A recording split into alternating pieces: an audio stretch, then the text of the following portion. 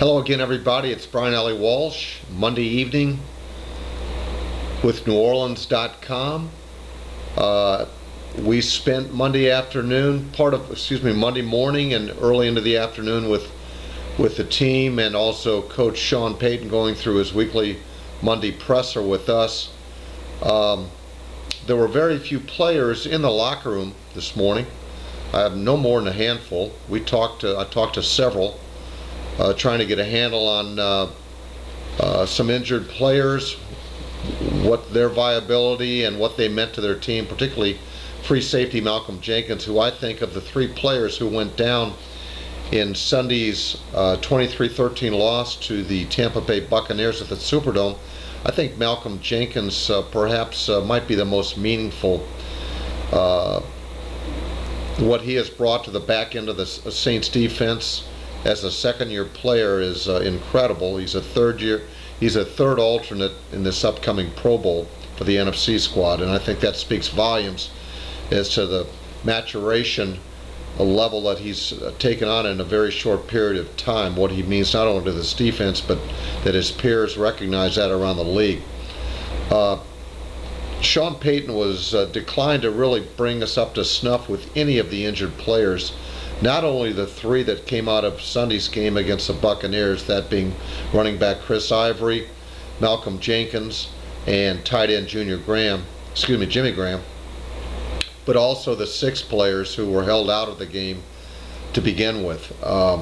Marcus Colston, Pierre Thomas, Anthony Hargrove, Jeremy Shockey, David Thomas, and Anthony Waters. Those six players plus the new three injured players, we're not sure what their status is, and we probably won't find out any update until Wednesday when the team returns to practice in preparation for Saturday's playoff game against the NFC West champion Seattle Seahawks. That game will be played at 3:30 New Orleans time at Quest Field, where the temperature is expected to be in the mid-40s with a 40% chance of showers.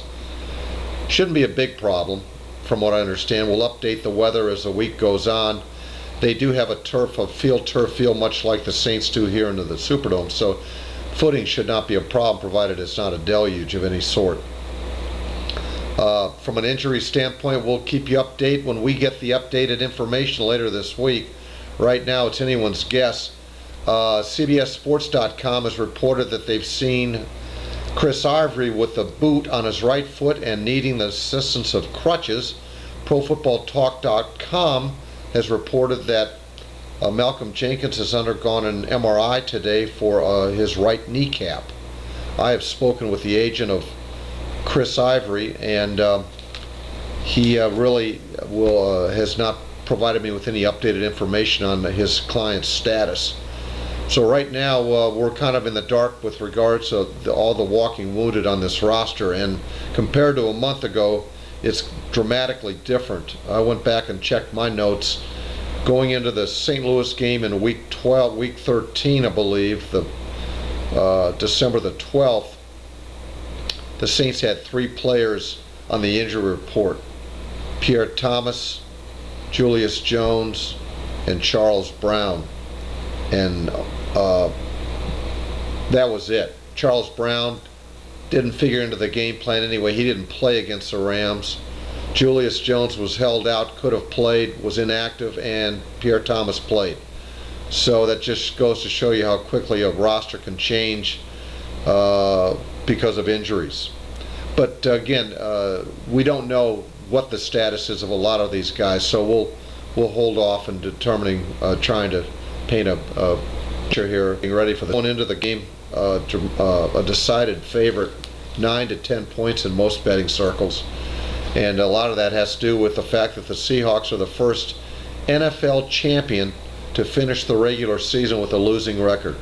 They ended up winning the divisional championship Sunday night with a 16-6 victory over the St. Louis Rams in what only can be considered a battle of two teams having trouble. The Rams finished the season at 7-9 as well. For a complete 2011 schedule, you can go to our website and link on to one of my stories either this morning, I believe, today, and it'll give you a complete rundown on the 8 home opponents and the 8 road opponents. So the team is off tomorrow. We'll return to practice on Wednesday. The tentative plans right now for the team to fly to Seattle on Thursday, late Thursday afternoon, and possibly work at Quest Field on Friday, a walkthrough, weather permitting. So they want to get out there and get acclimated for this game. So until this coming Wednesday, we'll report back to you then. Brian Allee-Walsh, NewOrleans.com. Aloha, everyone.